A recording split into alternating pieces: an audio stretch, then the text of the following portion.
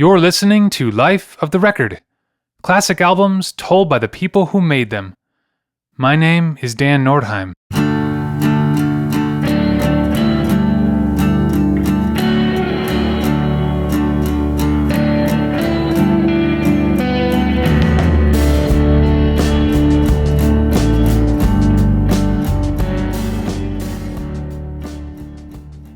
Superchunk formed in Chapel Hill, North Carolina in 1989 by McCaughan, Laura Ballance, Chuck Garrison, and Jack McCook. Their first single was released that year on Merge Records, a label founded by McCaughan and Ballance. Their self-titled album followed in 1990 and was released on Matador Records.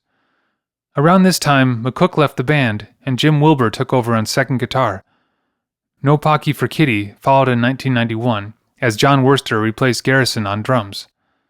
They released On the Mouth in 1993, which turned out to be their last record for Matador.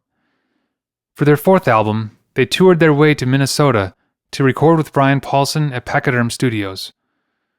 Foolish was eventually released in 1994 on Merge Records. In this episode, for the 30th anniversary, McCaughan, Laura Ballance, and Jim Wilbur reflect on how the album came together. This is The Making of Foolish.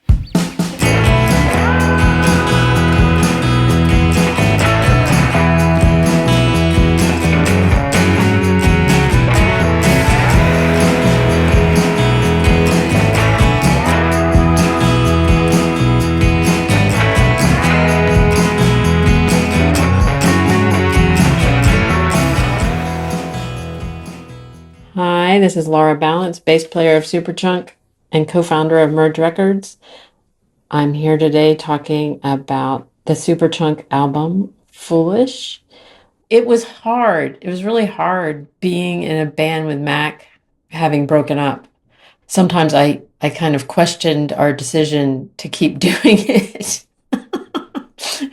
But it seemed to, it really did feel like I didn't want to give up being in the band because of giving up on the relationship, because it felt like an important part of my life. Yeah, I think it was hard for both Mac and I being in the band together, but it did really feel like both Merge and Superchunk were something larger than us, and that we felt like we needed to keep doing it. But it was not fun for several years. It's so long ago that we made this record that I can't say that this is entirely accurate, but I feel like it didn't really sink into me how much Foolish was about our relationship, or that I felt like it was about our relationship. Later on, I confronted him about it being about our relationship, and he denied it, because lyricists are allowed to take liberties. It's all about writing and telling a story, whether it's true or not, But it didn't really sink into me how much it was about our relationship until we were recording, because I couldn't really hear all the lyrics that well when we were practicing or playing live. So it didn't start to bother me as much until we were recording. And then it was very upsetting.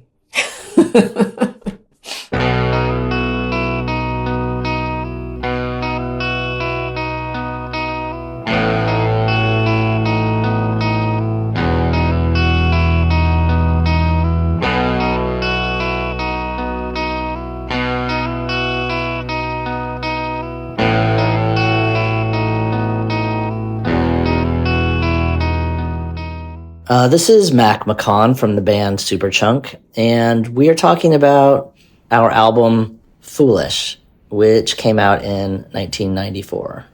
We have been doing a bunch of touring since we started, basically, but, with each record, the shows got bigger and the crowds got bigger, and so it was becoming much more of a full-time job, doing Superchunk. And we had previously recorded No Pocky for Kitty in Chicago and On the Mouth in Los Angeles, and so we were in this habit of going to a place, camping out, kind of staying at the studio or staying in the city where we were making the record away from home, and just kind of like doing a record that way, which allowed us to, whether it's like the most efficient way to work or not, I don't know, but work long hours and kind of make a record in short amounts of time because our budgets were not big, Like we did No Pocky and we recorded it and mixed it in 3 nights in Chicago with Albini. On the Mouth we did in Los Angeles with John Reese producing, and I feel like we probably spent, I'm sure it's on the back of a record, but 5 days doing that one. That we did a little bit of mixing when we got home. And this record, I think we felt like, we're like stretching out a little bit. I think we had 4 or 5 days booked at Pachyderm Studios in Cannon Falls, Minnesota, outside Minneapolis. And then we had mixing time booked at Albini's studio, which at that point was still in his attic at his house. The way that we ended up working with Brian Paulson is that he was recommended to us by Unrest. In addition to Unrest, of course, he had done Slint and other stuff that we liked, but really him making the Unrest record at Pachyderm was, I think, the draw for us to go there. I can only guess that part of our decision to record at Pachyderm had to do with Albini suggesting that it was a good place to go and that it was not that expensive. Definitely, Brian's approach was very different than Steve's, much less punk rock. With Steve, if you got through a take, you were done. I feel like with Brian, we probably did more takes of everything than we were used to doing. Our recording time for Foolish got shortened because, we must have been getting like some sort of special rate at Pachyderm, maybe through Paulson or just because they needed to fill the space. But then a major label band came in and said, they need like the last 2 days of your recording or whatever. So our recording time got shortened once again to something like 3 days. So we still ended up doing it in that crazy way of just working all the time and, recording tons of songs in a very short amount of time. I found my planner from 1993 and 1994, which is very handy for this. But we toured our way from Chapel Hill to Minnesota in order to record at Pachyderm. We usually did this when we went to record. We would play a bunch of shows on the way and basically practice the songs as we went. In my planner, I have us down for being there from November 30th to December 3rd, which would have been 4 days. I totally forgot that about us losing a day. That's sort of crazy. 3 days. Hello, this is Jim Wilbur, and I play guitar in Superchunk. I think right around then was when the band became everyone's kind of full-time job. We were touring all the time, and when we weren't touring, of course, we were like practicing and writing songs. So a normal week, of being home would be practicing at, 10 or 11 in the morning, 4 times a week, sometimes 5 times a week. It was sort of like a job. And we were out in John Worster's basement out on Old 86 in North Carolina. We would meet out there. We'd drive out there together sometimes and just spend lots of time in this dingy basement coming up with songs. And it definitely felt like we were, broadening our, sonic palette, if you want to say that. But that was an organic outgrowth of just the fact that we'd been like touring constantly. At that point, we were definitely becoming more collaborative, but I think the collaborative aspect of it is what led to just the way that there were really quiet songs on that record, or more dynamic maybe, or more complex, rather than just have 3-minute punk songs. I think that there was a feeling, at least on my part, but I think we all shared it, of, let's get away from, or possibly just turn on its head the idea that like punk rock and the kind of music that we're making has to be, distorted and that's where its power is coming from.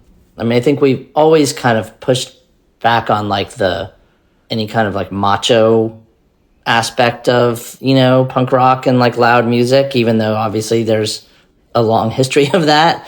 I think for that reason, like we've always tried to like come at it from a different angle and bring a different vibe to that. And I feel like touring as much as we had been for the previous couple of records for On the Mouth and No Pocky, I feel like I was finally at a place where I had more comfort and confidence in playing. And I felt like that pretty much with On the Mouth too. But playing was much more natural to me at that point.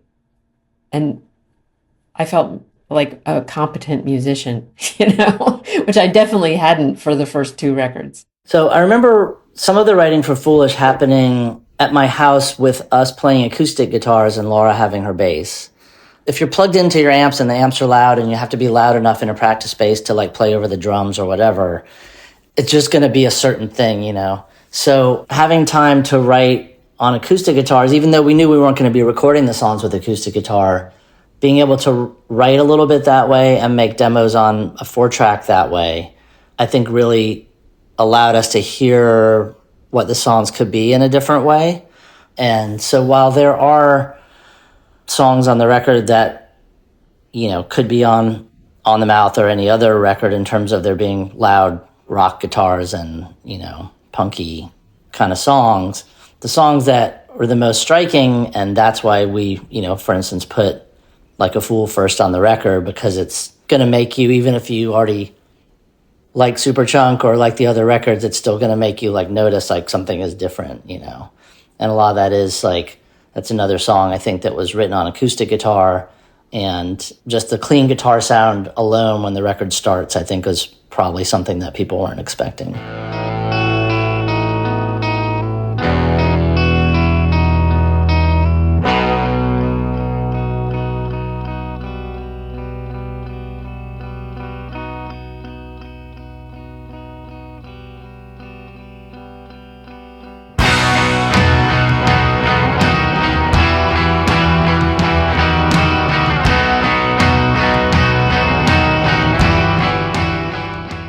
For the first minute of Like a Fool, it's very sparse, and I certainly felt very exposed. Like my playing was very exposed, and I needed to be careful, which I wasn't used to doing. Most of what I did was kind of, thrashing around. And if you hit the wrong note when you're playing that few notes, it really sounds extra bad. But there's a soaring thing to that song that I really like. The slow start and the way that it kind of gets to rolling along. I think it's a really pretty song. When I hear that, like the verse guitar part on that song, for instance, it makes me think that, knowing we were going to be recording with Brian and thinking about, again, the bands that I mentioned before, Slint and Unrest, both of those bands have like a super clean guitar sound at times that I think really, it's a little bit of a chicken and the egg thing. Like, did we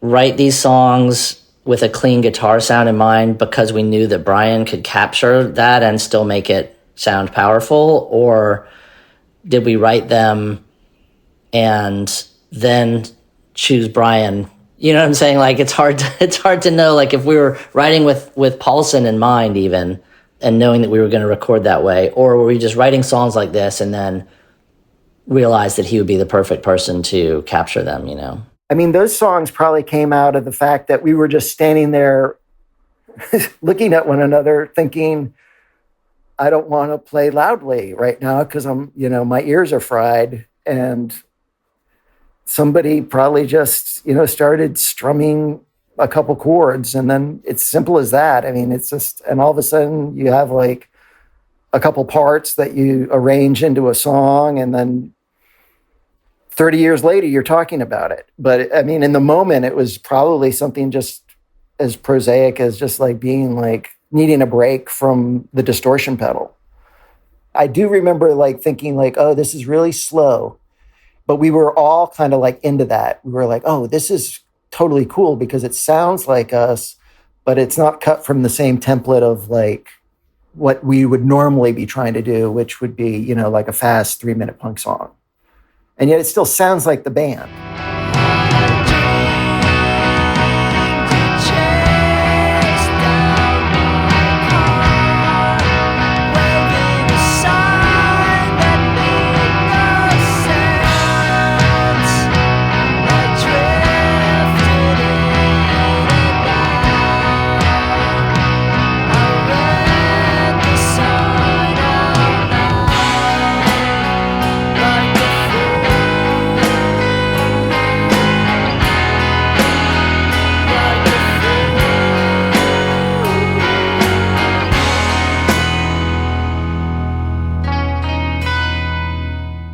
A lot of my lyrics, even to this day, come from like memories of dreams, you know, and odd images, or because rarely do I remember a dream and it just makes sense as like a plot line or something, but it's more, you know, images or flashes or something like that.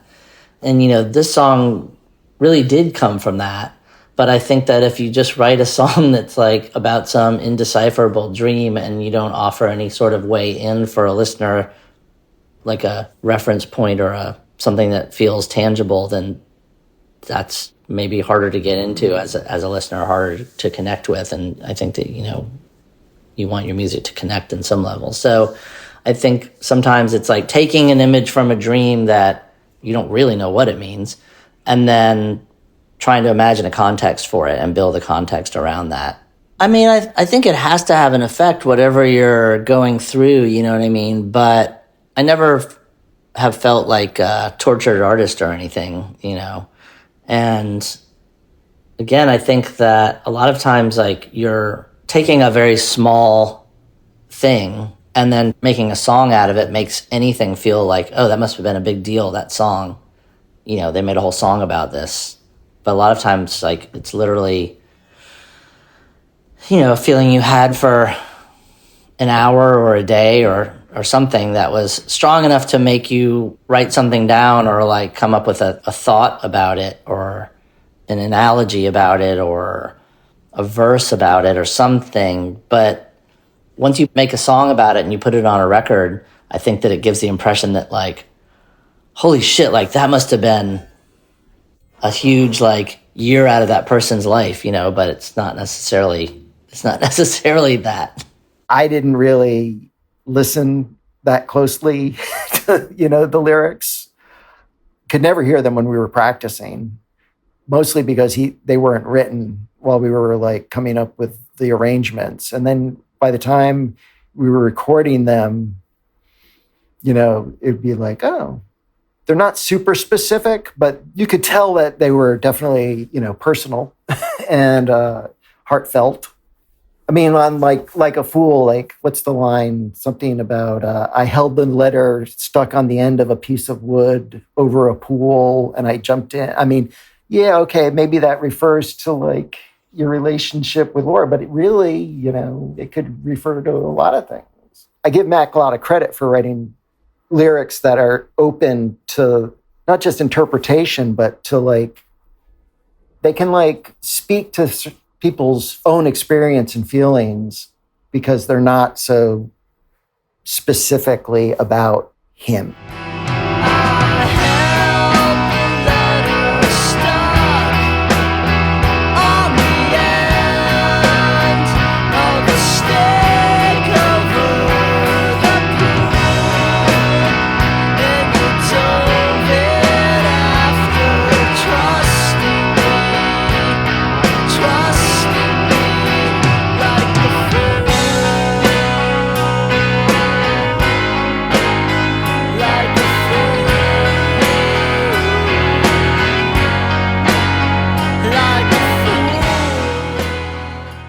I feel like during that time, I was drinking a lot, and I had also started seeing a therapist.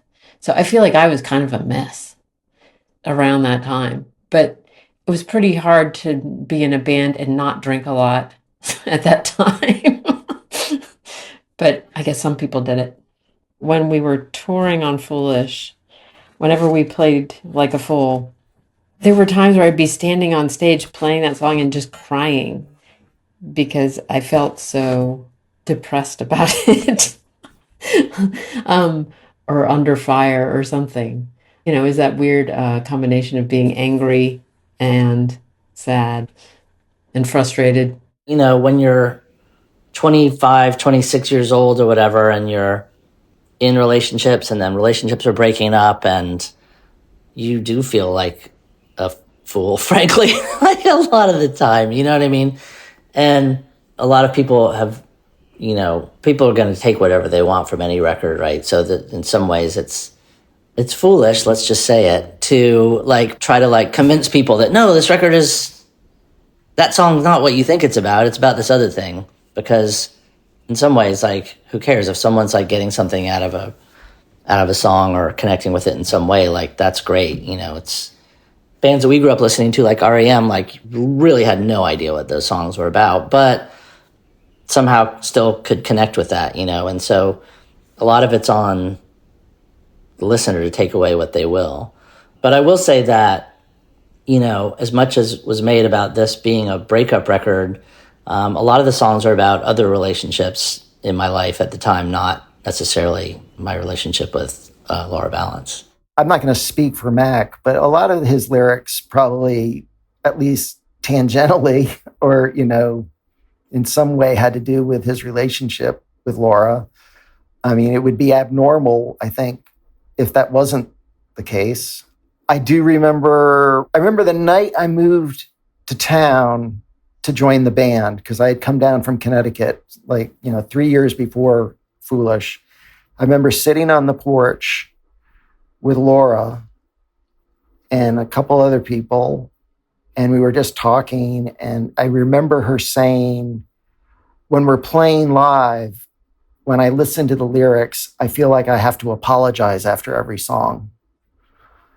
And it was we were drinking beer and smoking cigarettes and jolly, and she just came out with that, and it was sort of like a sobering moment of oh, all's not well in paradise kind of thing.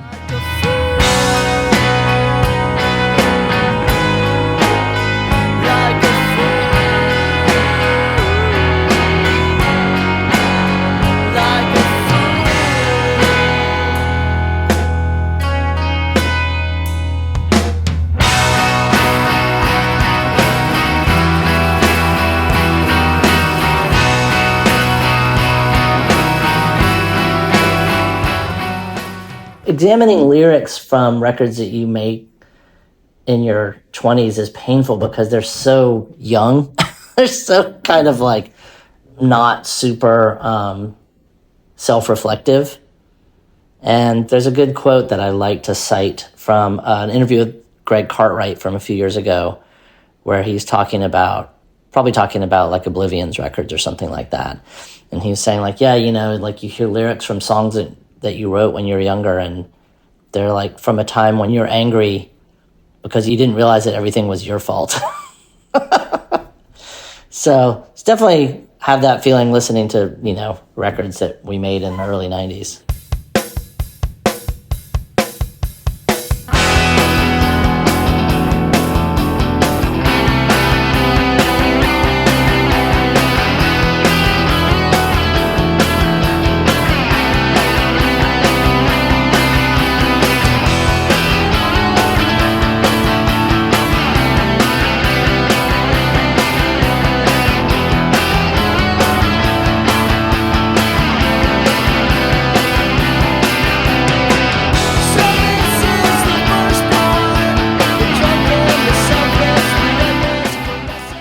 Okay, the first part, I do remember Mac started that song off by just playing the kind of the strummy guitar stuff. I played the ding, ding, ding, ding, that single note, leady kind of hooky riff that goes throughout the song. I played that probably in the first minute of him playing the guitar chords. And John was just like keeping that beat. And it was like, I never changed it. I played that just off the top of my head within the first 2 minutes. And for the rest of time, that was like, okay, that's the part now. You know, there's times like even now when I'm playing that on stage and it goes through my head that it's like, where did it come from? And is it good or is it bad? I mean, I have no idea. I mean, it's just like, it was just the first thing that happened. We practiced so much back then writing songs. I don't really have specific memories about most of the songs in terms of like, oh, that day that I came up with that riff or whatever, you know. And a lot of it, in a good way, it was just that, you know, you're kind of in a zone of some kind where it's, you know, if you're writing 17 songs for a record, like clearly like the songs are coming pretty easily. Mostly the music. I mean, writing the lyrics is harder, you know, but I think that it was clearly going to be a single. The first part, I think, is my favorite song on Foolish. I always have enjoyed playing it live. There's something about the beginning of it, like playing those chords, that I always found really physically gratifying. This sort of like just digging in and just, you know, making a lot of noise at the beginning of it was very pleasing to me.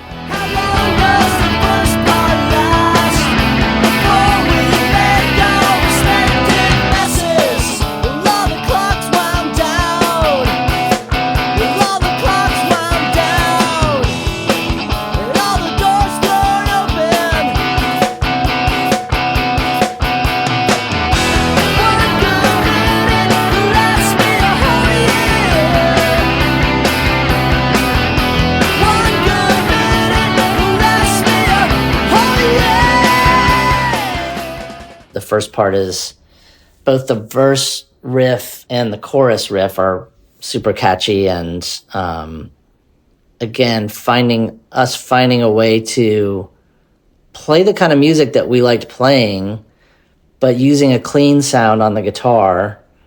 And I remember one thing that really helped us play these songs live, or helped me play them live and feel like my guitar wasn't like puny sounding, because I really just had still like a pretty small amp and melody maker guitar. But Annie Hayden from the band Spent, guitar player in Spent, her guitar always sounded awesome, and she was often playing like really clean tones, but very strong sounding.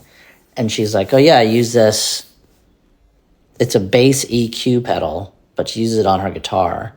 And you can change the EQ, but also it has a volume boost. So when you step on it, your guitar is still clean, but the EQ is like kind of juicing it up a little bit, and the volume jumps up a little bit. And her giving me that tip was very influential in terms of like what our guitars sounded like on the next couple records. I think that the lyrics for the first part are kind of self-explanatory. It's literally called The First Part. So it's again about the uncomplicated time of a relationship where it feels uncomplicated and maybe doesn't last that long. But maybe if you've been in a long relationship that by the end is super complicated, that's a whole new feeling.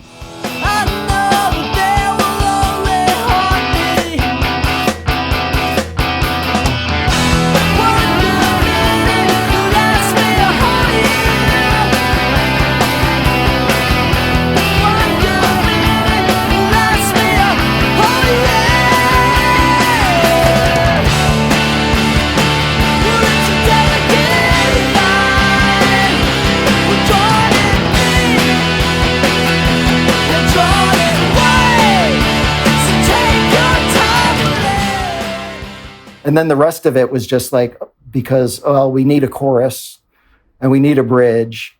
And then that whole outro section was just, jamming out, it was like, oh, we got a song. I love playing that section of the first part live still. It's really fun because it's a fun build up. And I don't remember working out that last part, but I feel like it's just kind of this thing where like, I'm playing something over and over again, and then Jim starts playing something else. And then once you have kind of like the interlocking parts, then I think that in our laziness or our traditional way of thinking, we're probably just like, okay, we do this 4 times, we do this 4 times, we do this 4 times, we do this 4 times, and then we end like that.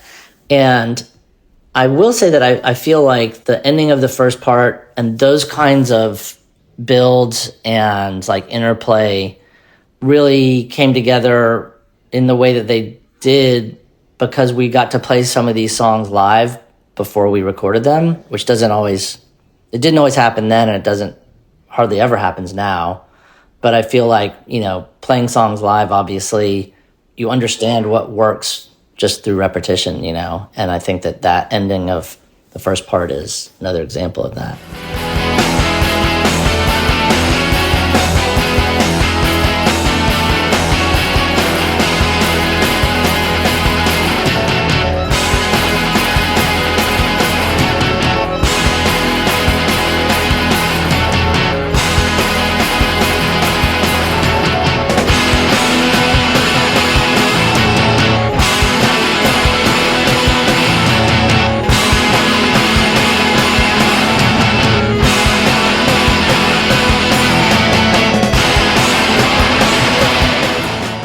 Water Wings, for some reason, I have some kind of mental block, and I could never remember how it started, like what the first couple of notes are.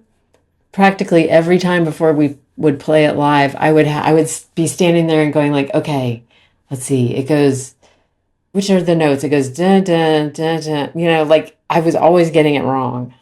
And if I started off wrong, I was doomed. So I do not like that song. Apparently.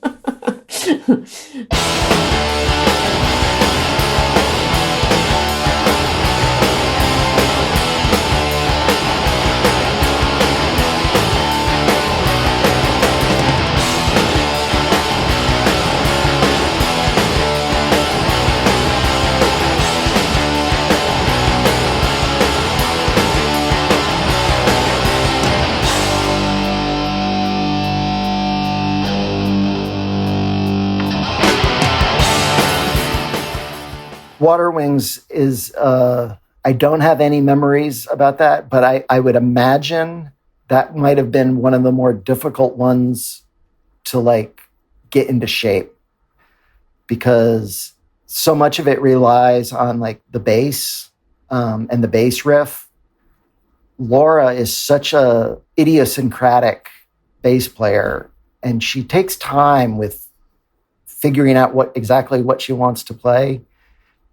Over, you know, the point is, it's super simple. It's like 3 chords, like da na na na na da na na na na, and she's doing dan dan dan do do boom boom boom do. You know, like a lot of times we'd be like, oh my God, Laura, just you're making it more complex than it really needs to be.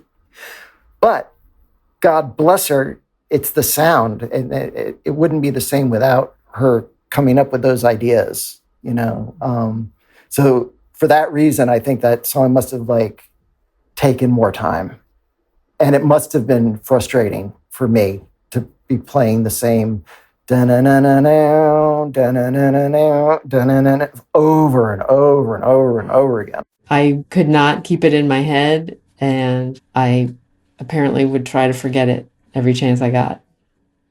But I know a lot of people like it. Water Wings, this is weird because like there's some songs that I associate with other bands, like, oh, this was influenced by so-and-so, but then when you listen to the song, it's not really, doesn't really sound like that. It doesn't really sound, you would never know that, you know? And I associate the song Water Wings with the band The 3Ds, and David Mitchell and David Saunders' guitars in that band were a big influence on us in general, starting with On the Mouth, I'd say, and continuing on this record. And like our song Hyperna from the next record was like, in my mind, a total 3Ds ripoff. But Water Wings I associate with that band, and I'm not sure exactly why, but when I think of that song, I think of that. And this is one of the first songs that we used a different tuning, a drop D tuning, which gives the song and a couple other songs on this record like a different feel than we had before.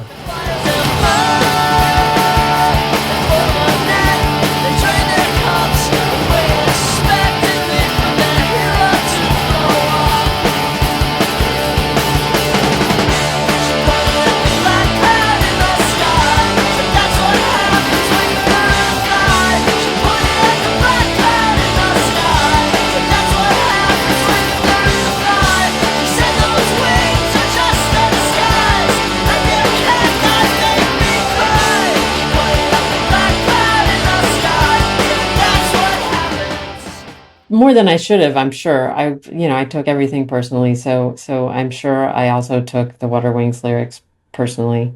Though that one in general didn't bother me as much as some of the other ones, like the first part and Like a Fool. The aspect of Water Wings that's about trying and failing, basically.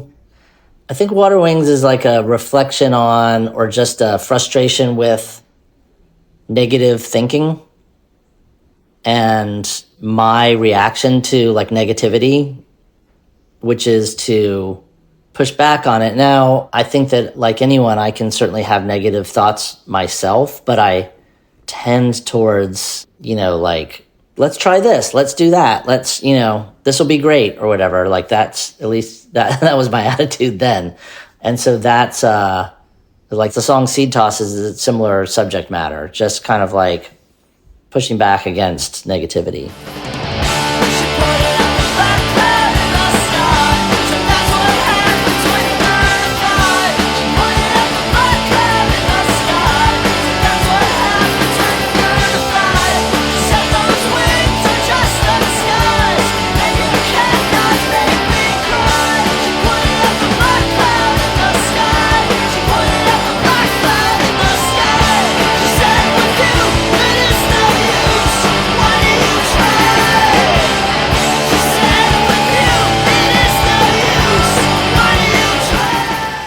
Driveway to Driveway, we knew was going to be one of the singles off the record. But at the same time, I feel like the popularity of that song, if popularity is a word that fits, didn't kind of happen until a while after that record came out. Like, yeah, it was a single. We made the video. It was on MTV and stuff. But I feel like it has grown in the way it's seen by fans.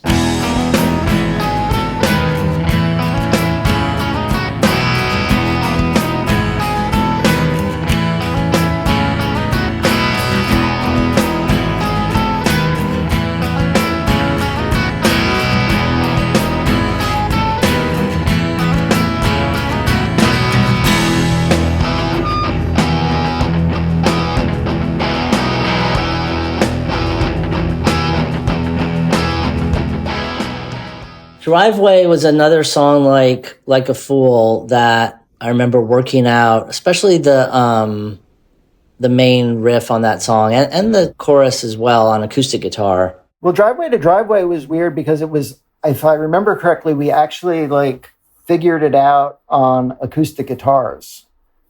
And if I remember correctly, it was just me, Mac, and Laura over at his house one afternoon or maybe in the morning and he had that idea. I mean, he had that riff, and that's the whole song, really, because, I mean, bass and my guitar are playing pretty much the same thing. And that chord progression just was suggested by that catchy riff that Mac is playing through the whole thing. When I hear it and think about writing it, it seems like definitely the kind of thing where you'd be just like sitting on the couch with a guitar, just kind of like playing it over and over again before trying to turn it into like a band song, I mean, that's a problem that I run into sometimes is writing a guitar part that I can't sing over because I can't do both things at once. So yeah, I think it just naturally ends up that, the riff becomes the intro and then the verse becomes something I can sing over easily, which is basically just playing an E chord over and over again. And then the chorus, I mean, again, it's just, playing these parts with lots of open strings ringing and stuff like that just sound really beautiful on an acoustic guitar. And I think that, deliberately writing on an acoustic just automatically gives the songs a different feeling than past records.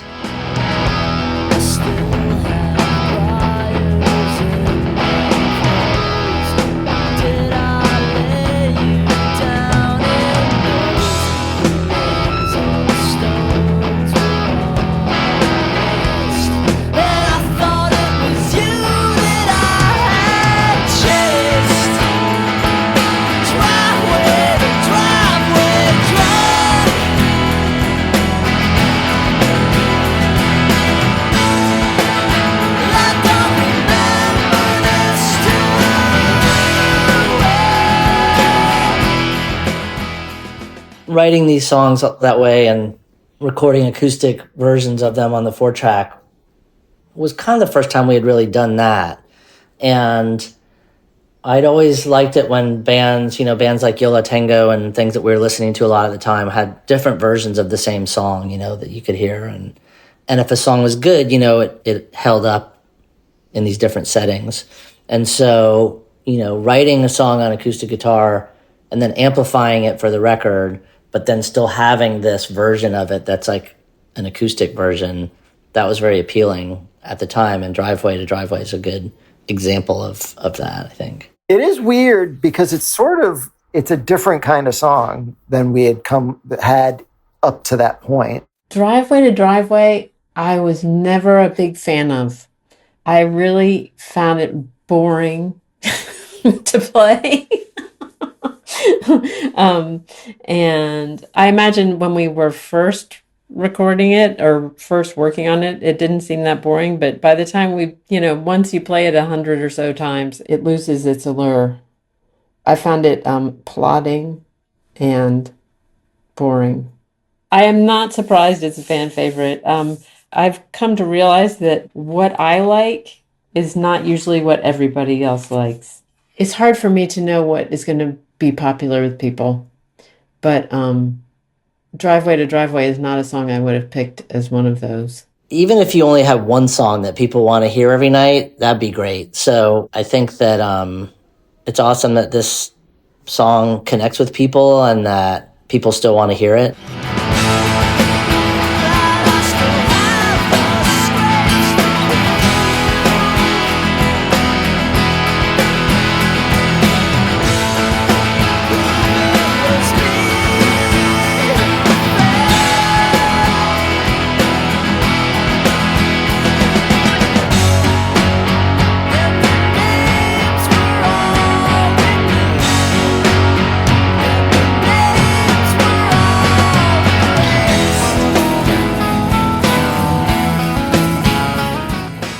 I would attribute whatever kind of, life it has to the lyrics.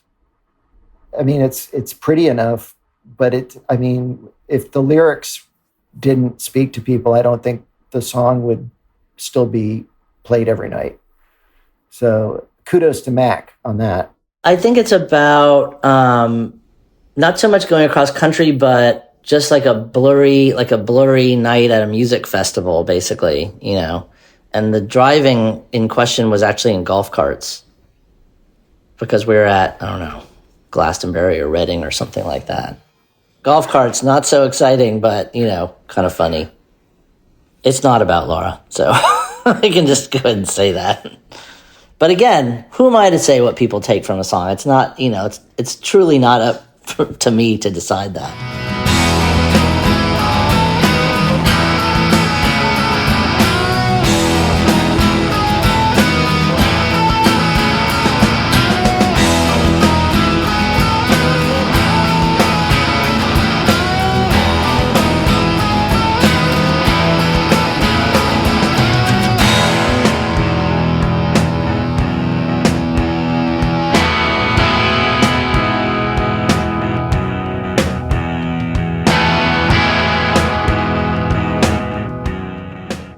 We made a video for it, so it was a single, obviously, off the record, and that we made two videos from this record at the same time, and our friends Peyton Reed and Phil Morrison, who are both great directors and both from North Carolina, they must have come up with this idea together where they were both going to collaborate on both videos, though one of them would kind of be like slightly more like the director for one and the other person for the other one. So Phil Morrison was kind of like the lead director, I guess you'd say, on the video for the first part.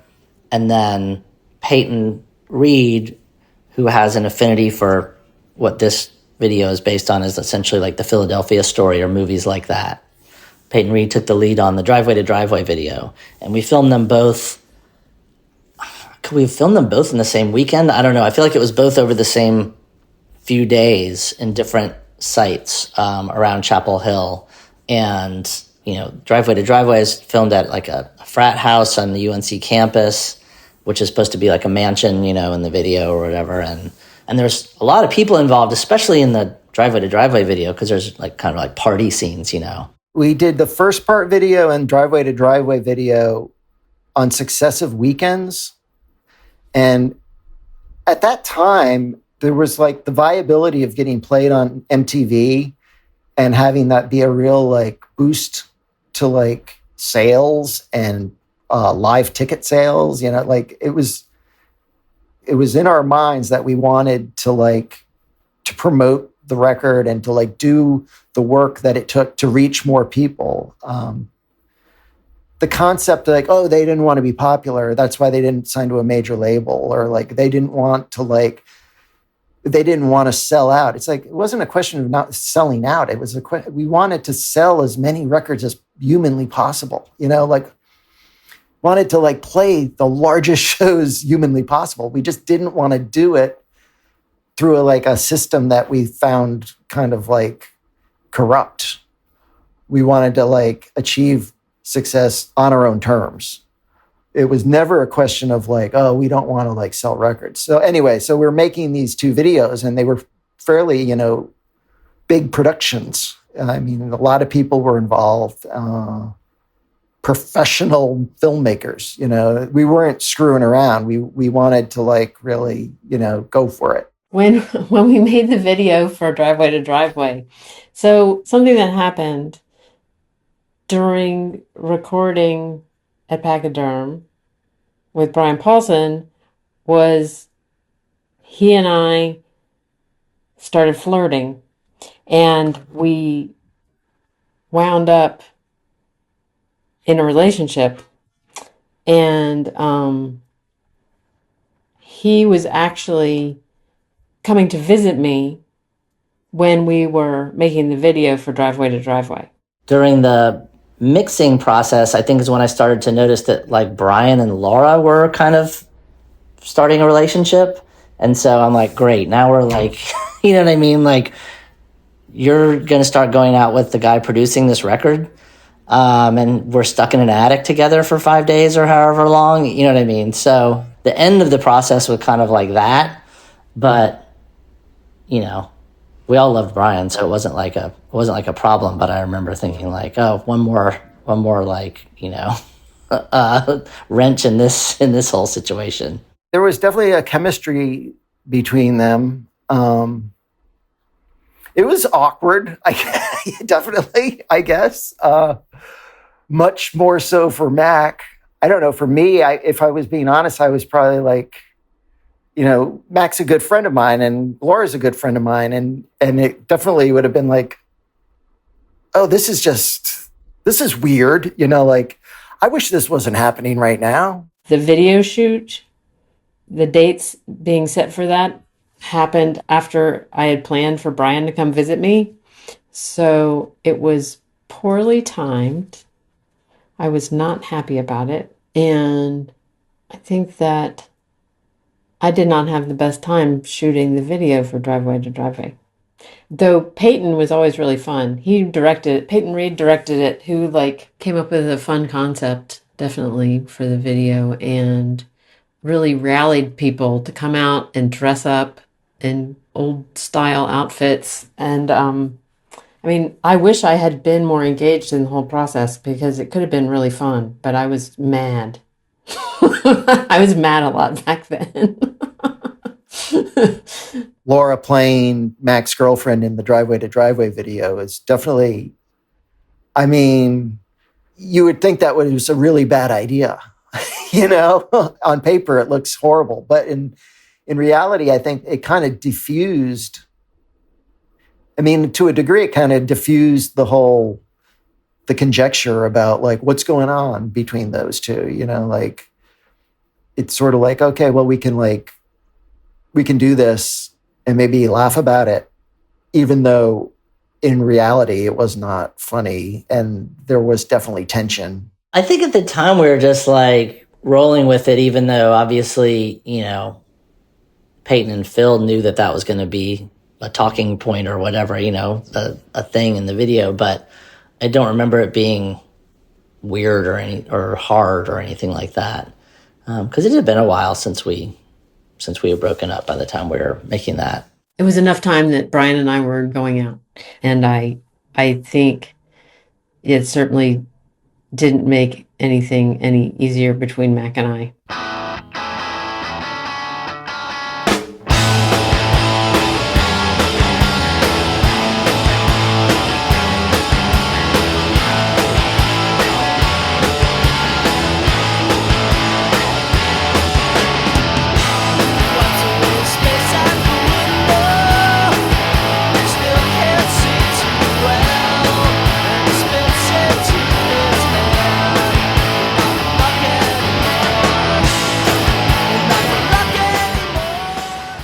Funny, there's a couple songs on this record that, in my mind, I was like, how did we get away with putting such similar songs on the same record? That would be Without Blinking and Saving My Ticket, even though maybe they're not as similar as I think they are. But, I was saying that you associate certain songs with certain other bands as influences, even though they don't necessarily sound like those songs. And I associate this, when I think of Saving My Ticket and the riff from Saving My Ticket, I think about The Replacements as a real influence on us.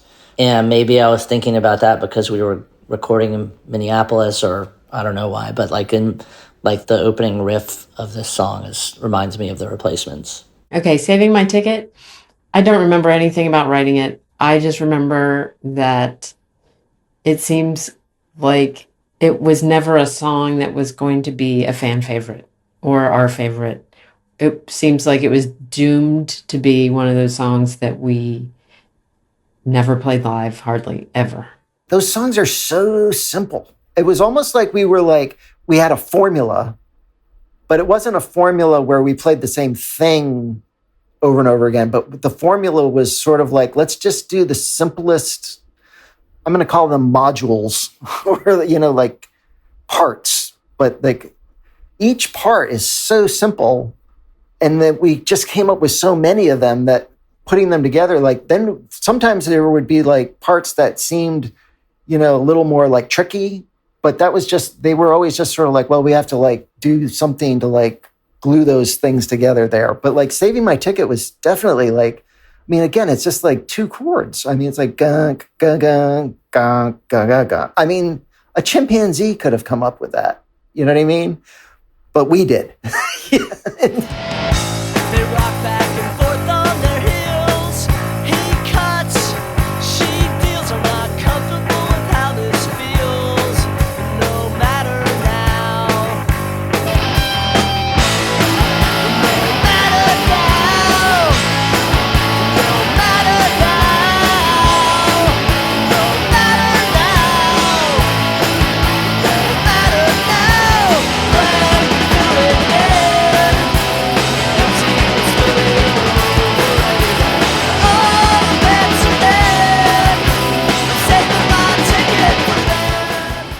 I think it's, again, maybe just a little bit about trying to maintain a positive outlook on things, which isn't always easy, but, trying to kind of look forward rather than back. I can remember practicing all these songs over and over and over again, but they came out of such a lot, an abundance of material that we were just generating, seriously just trying anything and just throwing it all out there and just seeing what we didn't hate. It's well, how's that? Oh, I kind of like that. And then we'd tape it. And then, the next week we'd come back and it would be, what about this part? Or what about this part? And a lot of things got shit canned that maybe would have made an even better record. I don't know. There were just a lot of ideas flowing around. There was no labor over it, really.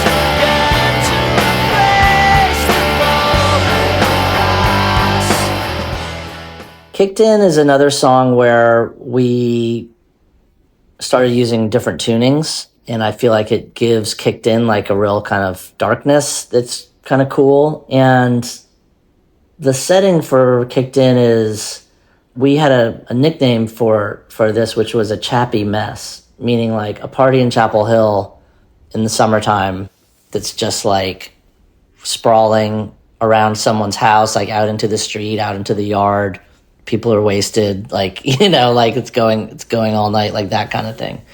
So Kicked In, I associate with like late nights in the summer in a hot town, like Chapel Hill. Kicked In, I don't know. I didn't hate it. I didn't love it.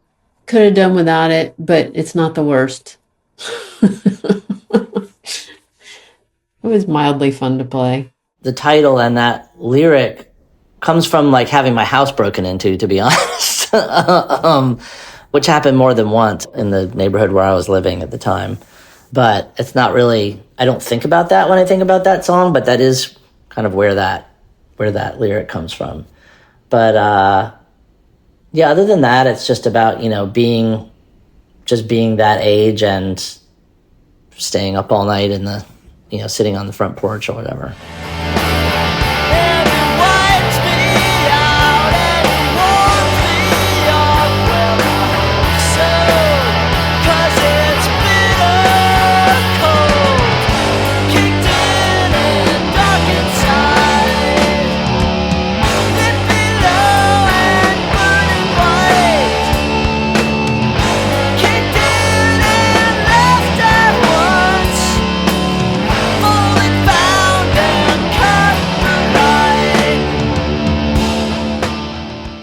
When I think about why do you have to put a date on everything, it was pretty fun to play. I didn't get sick of it. It was all right. I wish I could remember more about the process of recording, but probably we flew through recording all of the songs so fast because we had so little time to do it that there wasn't much time to for anything to become an issue. We just had to get it done and move on.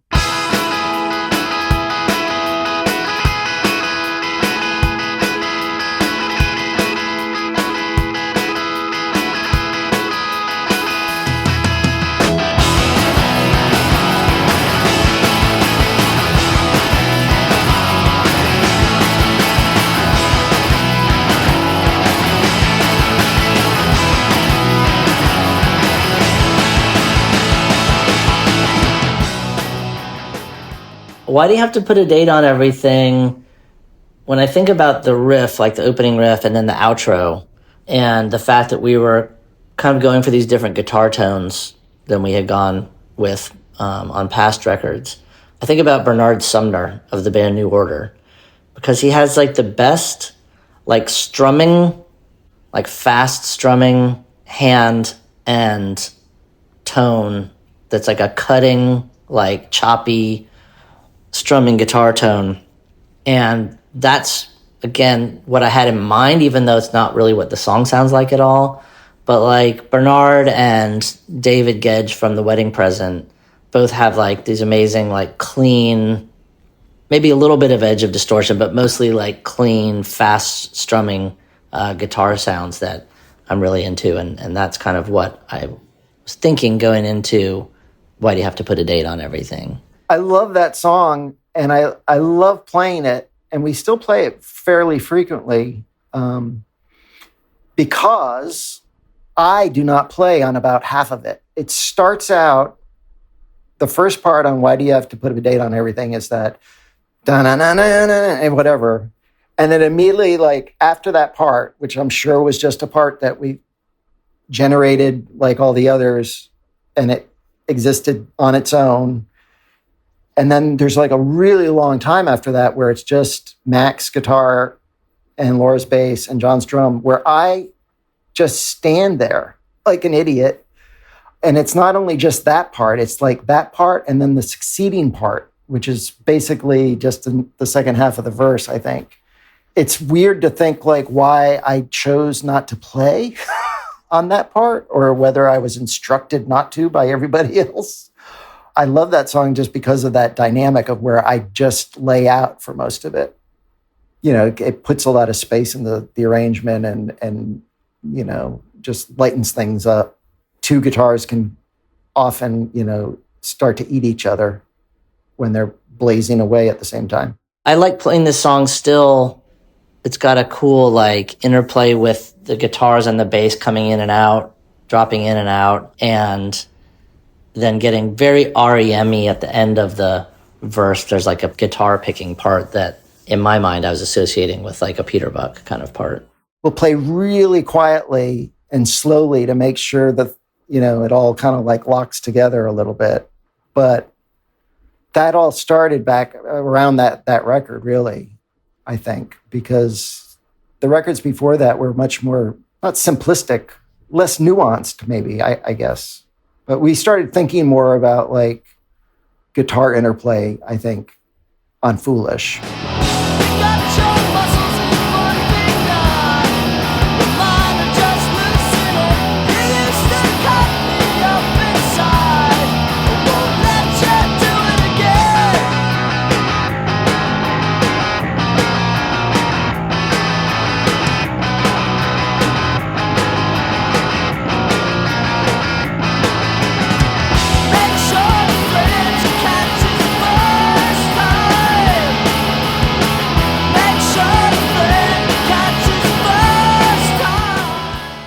I didn't take the lyrics to that one personally because I never had to put a date on anything. I can't remember dates for anything. It must be Jim Wilbur that this song is about, not me. I can't remember the exact impetus for this song, though the vibe is what it is. And I think it's, about pushing back against or bristling at people who are just keeping a score all the time, not being able to let things go.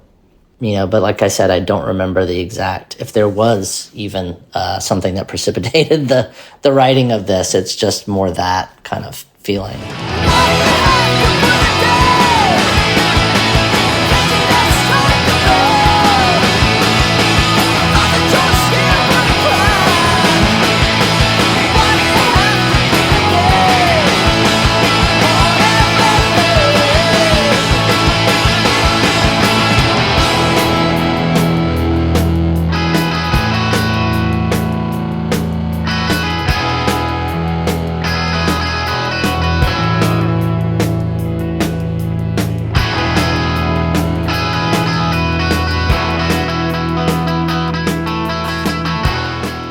Why do you have to put a date on everything?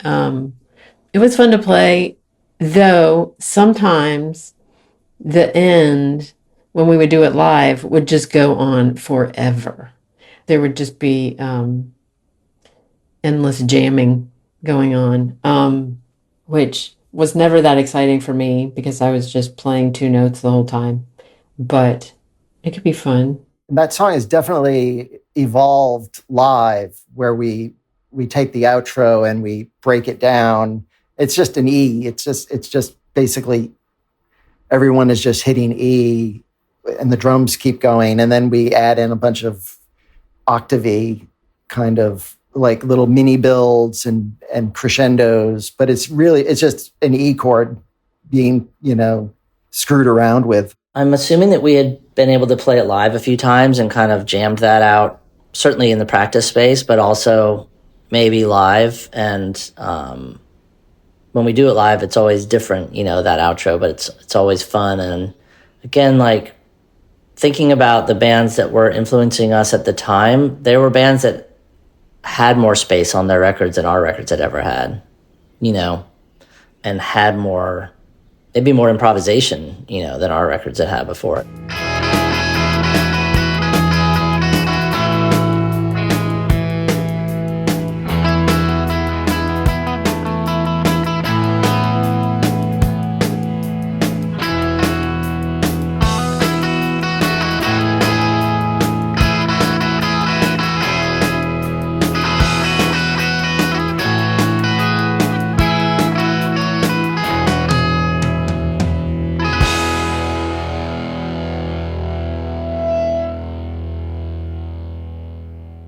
It's in some ways weird because we were incorporating more kind of improvisation into what we're doing, but at the same time, we're still trying to make a record in 3 days. So it's not like you can just do like, let's just do, and we're recording on tape, of course, like there's no Pro Tools or anything like that. So you can't just be like, let's just jam for 20 minutes and then take the best parts, or like, let's just play this song 50 times and see which ending we like the best. Who knows how many takes we got to do of this song, but luckily, like, we ended up with one that had a good jam out at the end.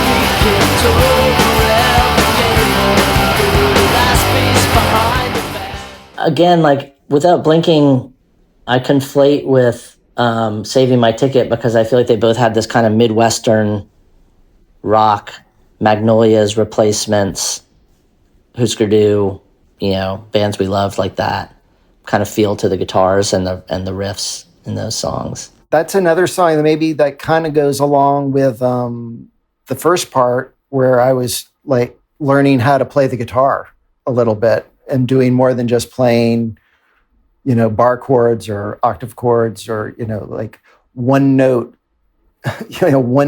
single note, not leads, but like kind of melodic lines to like, go along with the main guitar riff or whatever. But like slowly, incrementally, I've gotten to the point where I can kind of play a guitar after 30 years. But it always happened in those kind of moments where it was just like, just got to try, like I can't just play the D and the G and the C over and over and over again.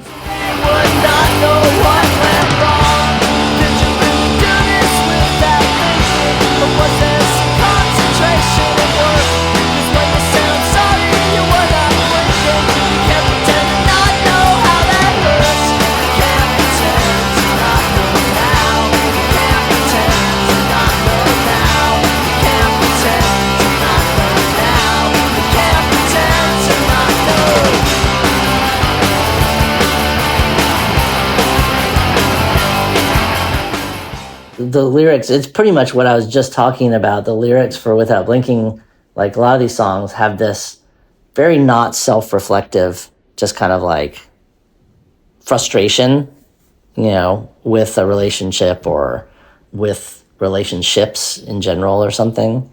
I think that there may be vulnerability, but when I say it's not self-reflective, it's like pointing fingers, which is not like, it feels very like one-sided, because it is. But having said that, I think it's often a case of, again, like taking some incident or a feeling that you have, like I said, it could be a day or an hour or once or 5 times or whatever, and turning it into a song, which makes it seem like, wow, you really go around all day, every day, like thinking about this. But it's like, no, you don't. You just think about it long enough to write a song, and then maybe that's what allows you to move on. Okay, Without Blinking was another song that I think didn't need to be on the record. I often think about this, about how many records we've made where there's like 3 or 4 songs that we continue to play, and the rest of them, it seems like the world could have done without. There's always songs on every record that some people like, even though most people don't. And so perhaps all these songs have a place in the world, but I often think about how the whole concept of the album is a construct. And at some point in I don't know when it was, the 1960s, the 1950s, but the idea of filling up a 12-inch piece of vinyl on both sides with music was not always how music was meant to be consumed.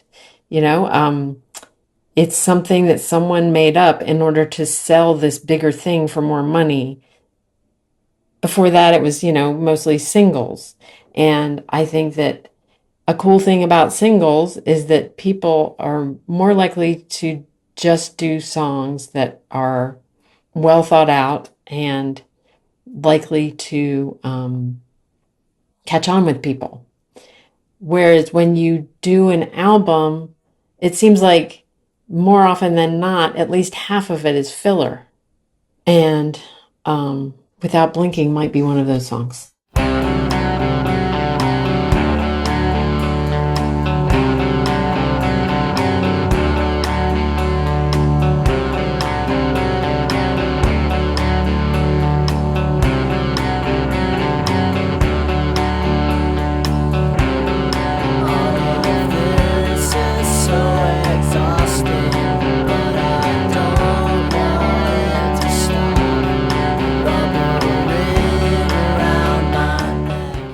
I mean, to me, that song is like, it's so 90s sounding, especially the bridge that comes after the chorus.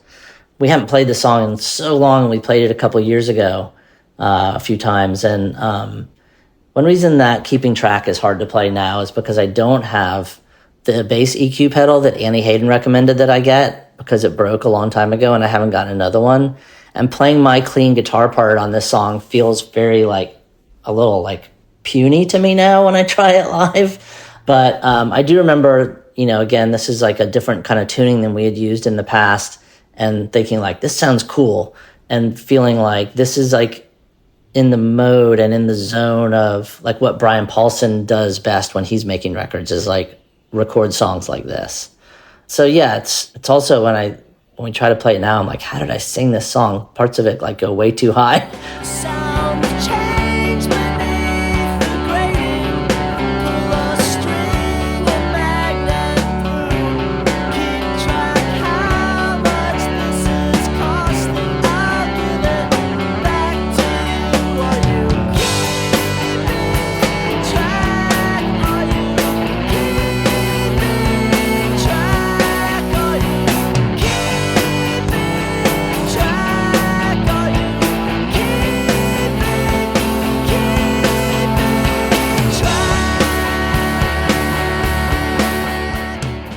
Yeah, I think, again, a lot of it's about a little bit similar to why do you have to put a date on everything, keeping track. I mean, I don't remember writing the lyrics, but it sounds, like it's, again, about bristling at someone kind of making an account of everything, and keeping score, really, accounting as a metaphor for personal grudges. I did all the accounting.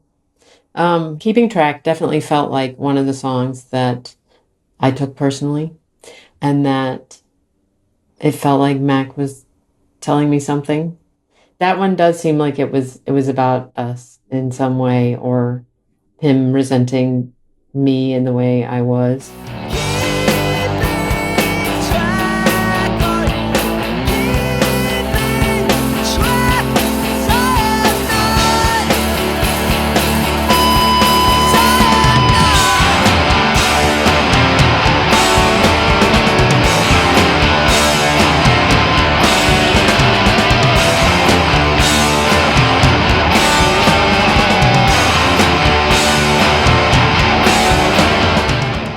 Well, that noise section is what I'm talking about when I say it's the most 90s moment on the whole record, I think. And being in this drop D tuning allows that part to have kind of a heaviness that otherwise it wouldn't have had. And yeah, super fun to play.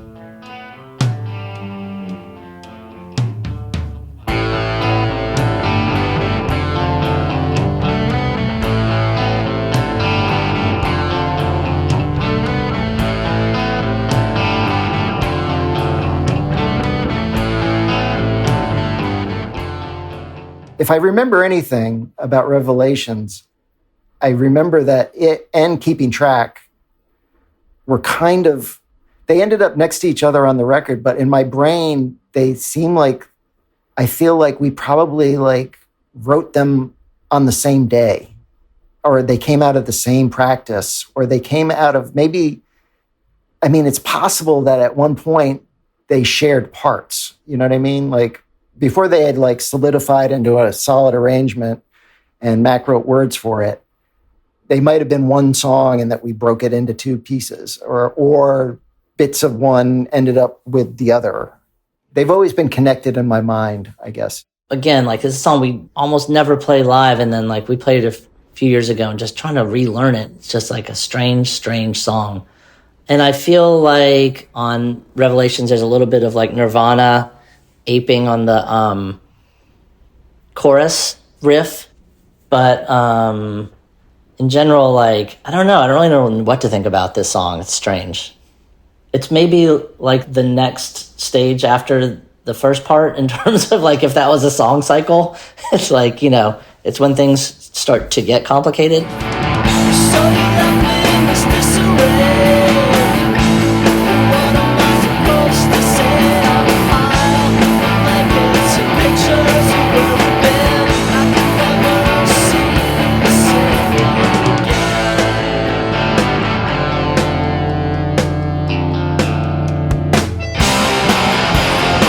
I need a second alone. You stole my car.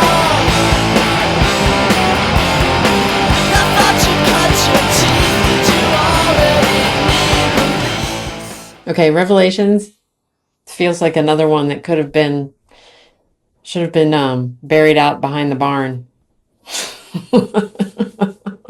To me, we wouldn't have much of a record though with all these songs that I'm saying bad things about. If we took them all out, it would be half a record. We'd have an EP here.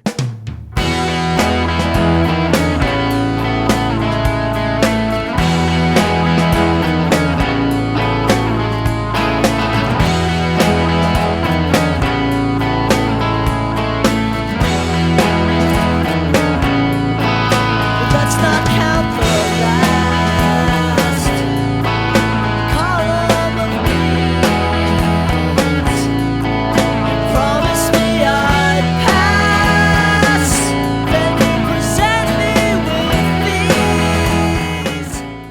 I really like this song and the influence of like New Zealand bands. You know, we talked about 3Ds earlier, but I love the way it came out because it came out sounding like maybe one of the most different sounding songs for us, in terms of the chords and the cleanness of it, you know, and the kind of relaxed feel of the whole thing. But consequently, we almost never played it live. I don't know if we ever played it live. Maybe it was just like too relaxed or something. But I really like the recording of it. No. No, it's terrible. I feel like it really feels like there were several songs that were not fully realized. And I think Stretched Out is probably one of them. It feels sort of a little stretched out. I never liked it. I mean, I feel like by the time we recorded it, it was sort of like it was unfinished.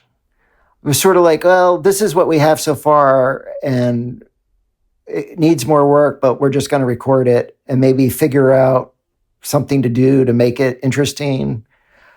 I say that at the time, that's how I felt. Since then, I've come to really like it. And when we re-recorded it for the acoustic version of the record a couple of years ago, 5 years ago, whenever that was, I liked it a lot more. It just goes to show, like, you can do something and be dismissive of it, and yet it can have a life of its own, and then, you know, come back to remind you that maybe your judgment wasn't so great to begin with. And it's true, I have no use for this that I have. And it's stretching out my skin, so I leave it to you again.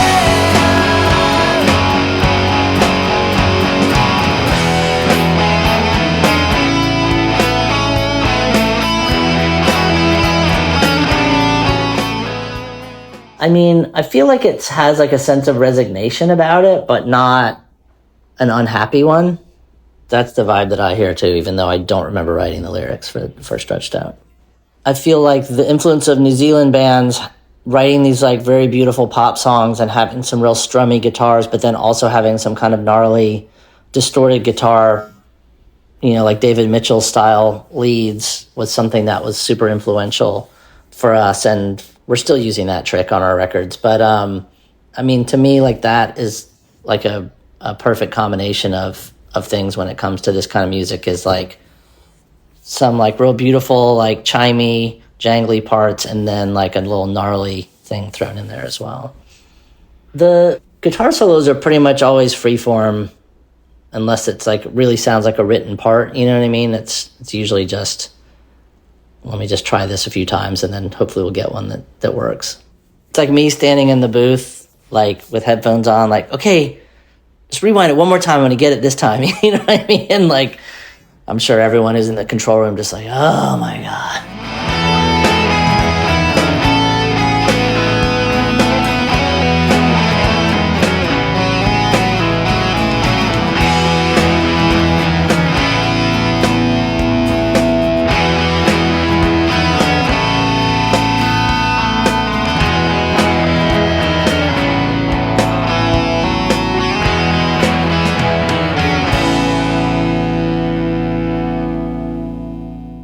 And the thing about that record, we recorded 19 songs in 3 days, which was nuts and something that we shouldn't have done probably.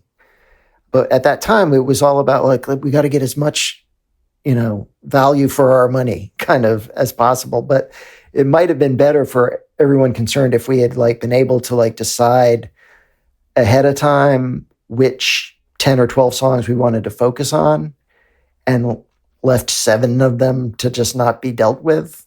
I'm not saying like that as regret, but like in reality, it might have been better if we had just figured out of the 19 songs that we had written, which ones we were going to focus on. I think with the last 2 songs being so, quiet and different, maybe I'm remembering that the decision was like, yeah, we're going to do these songs purposely so that they can close the record out. There was no way they were going to fit anywhere else. Beyond having like a full first, I'm sure that we moved stuff around a bunch, and I'm sure a song like Revelations, we were like, God, where do we put that? That's weird. Though I am also sure that In a Stage Whisper is probably always going to be the last song.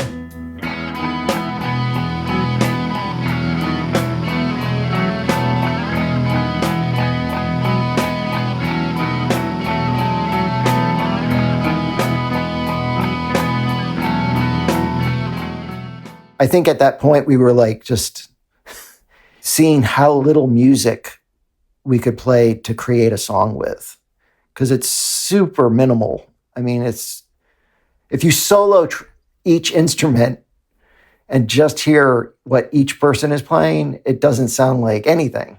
It just sounds like it's remedial. And yet it sort of came together. That was a song that was written in the studio, basically, In a Stage Whisper. And Laura plays guitar on that song. I'm pretty sure she bought a guitar on this tour. And we bought a synth also. And so the synth is like droning throughout In a Stage Whisper. And Laura's playing guitar. And I feel like the guitar solo on this, I was thinking about, like Robert Fripp playing guitar solos like this on a Blondie song, and how it's this kind of like, I don't even know how to describe the sound, but that's definitely like a guitar sound that I've tried to get a bunch of times. I am not sure, but I think that In a Stage Whisper was probably the last thing we recorded. And it probably, I don't know, I imagine it happened late at night. But I can't remember why this happened. I had, on the way to this recording session, I had bought a guitar somewhere in Ohio, I think. And it was not my idea. It was someone's idea that I should play guitar on this record. And so that repeating guitar line That very simple repeating guitar line in that is me playing a guitar for the first time in my life. And it made me really nervous to do it. But Mac was always pushing me to do new things, even if it made me really uncomfortable. And that is what I think about when I hear In a Stage Whisper. And I have mixed feelings about it. Like, he would push me to do things that I was not comfortable with, which was really good in a way because it could open me up to doing new things. But then again, it was scary and made me feel vulnerable. But like, without the pressure from Mac, I wouldn't be in a band at all. I would never have been in Superchunk. I would never have played in any band. I had no desire to play in a band. He somehow convinced me to do it. And I'm grateful that he did. Don't you sometimes feel someone cares more than you for the particulars of your own life? Who held still and who walked into the night? Did you notice the face she was wearing when she stepped into the light? I feel like some of that is like from making Portastatic records, where the vocals aren't as loud, they're not as shouty. And I remember playing a Portastatic show probably around this time, or maybe, a little before this, but probably around this time. And I was sitting down and playing a Casio and singing, and someone said, like, you sing really different when you're sitting down. And kind of thinking about that a lot, and my range is so like high, basically, singing words in a lower range. It's hard for me to do that and project. It's hard for me to do that and be in tune. So I just didn't really do it very much. And then for that reason, I never got good at it. But I feel like this, again, if we're trying to make a record that sounds different, and clearly this song sounds different, it's got like this synth on it, droning, and it's like this kind of quiet song. Like it would have sounded very out of place to have my normal like singing style on this one. And I feel like it was a fun thing that worked out. And again, another song that we never played live, until we did Acoustic Foolish. Well, ironically, the song is about, I think it's just about like gossip, and trying not to pay attention to it. But then there I am writing a song about it that then now you can like dissect it and analyze it. and maybe that's like counterproductive, but just about, probably like a small social scene and feeling like everyone has an opinion about what you're doing in your personal life.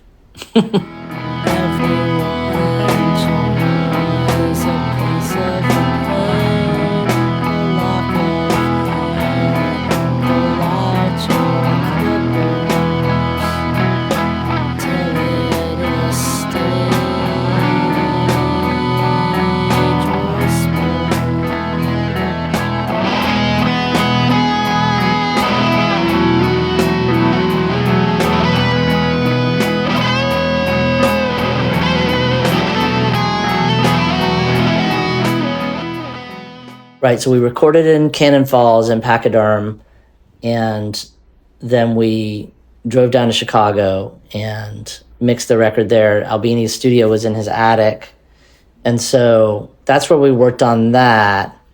And I remember working late nights there. Meanwhile, Steve is like putting together shellac singles on his living room floor downstairs.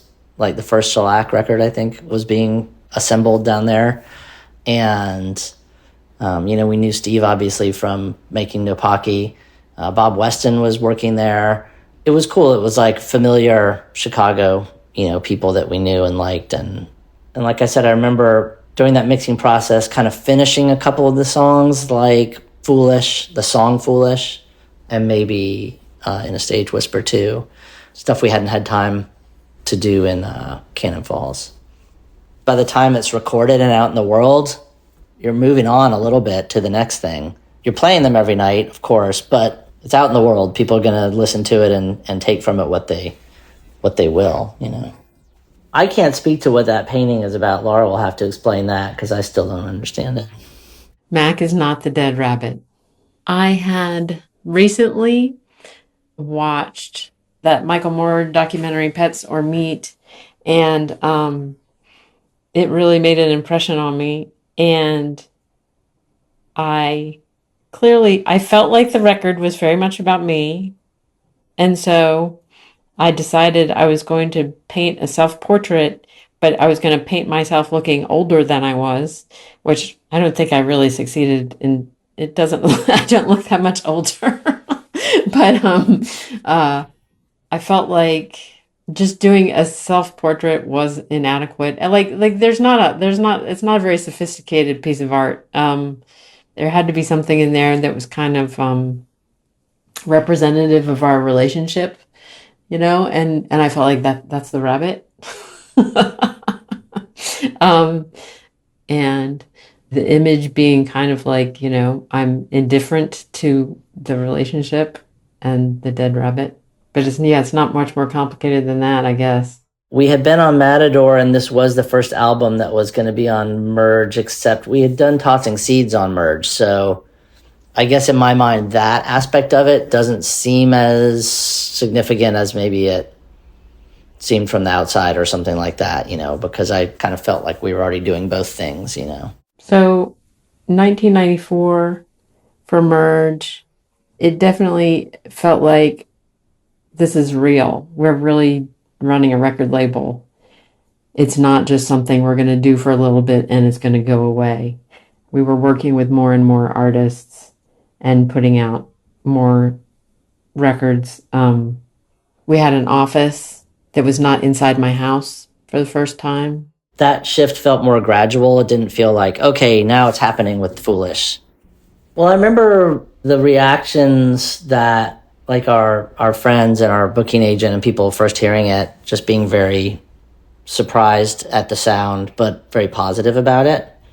So it was a good feeling. I think people reacting well to something that you felt like was not really going out on a limb, but definitely a different sounding record. I think it came out well, except that in hindsight, I would have liked to axe half the songs.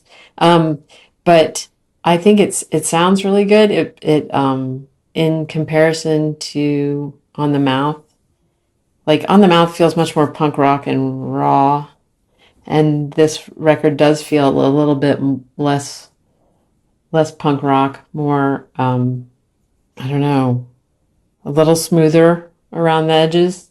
I think I lean towards liking the punk rock sounds more, but I liked this record. At the time, I thought like, wow, this is a really good sounding record. It sounds like the band, and it sounds like us, and part of that, the aesthetic was to not be too slick anyway. So the fact that it's murky in places, and the energy of it is that like it goes back to like how quickly we recorded it. I mean, there was no time to like labor over every single element of what we were recording, and it was sort of like you have to make decisions based on like time constraints, like, well, this is good enough and then we're going to stick with it. Like you could spend another week trying to figure out how to make the snare sound better, but we're going to go with what we got right now. And Leonard Bernstein said once, to achieve great things you need two things. You need an idea and not quite enough time. And that's sort of like what we had at that moment.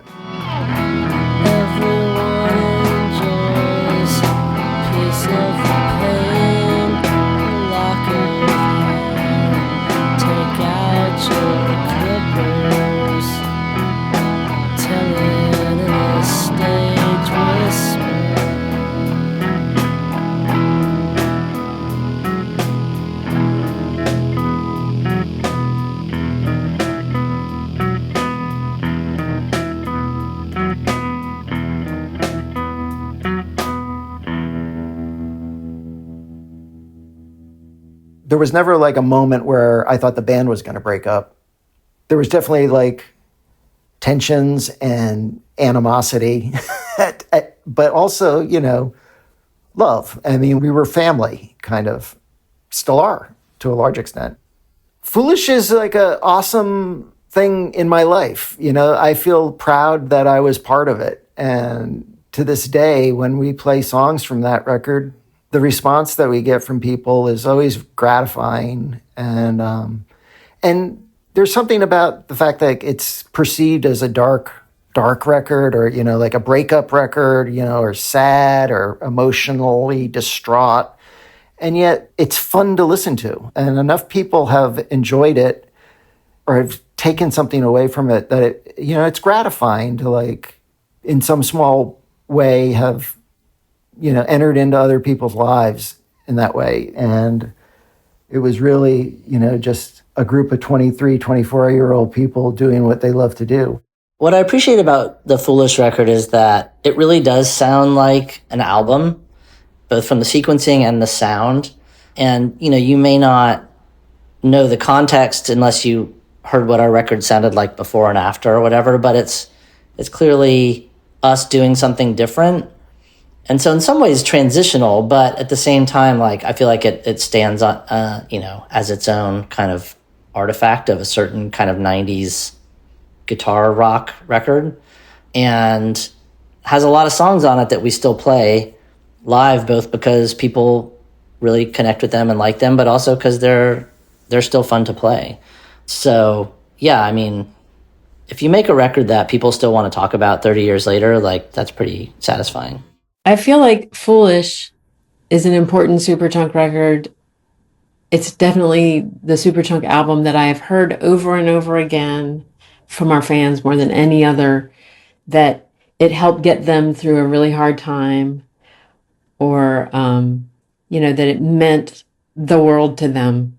And I think that even though it was a difficult experience for Mac and I both, making it and playing it for years after, I'm really glad we made it, because it's so meaningful to so many people. It's a document of a failed relationship.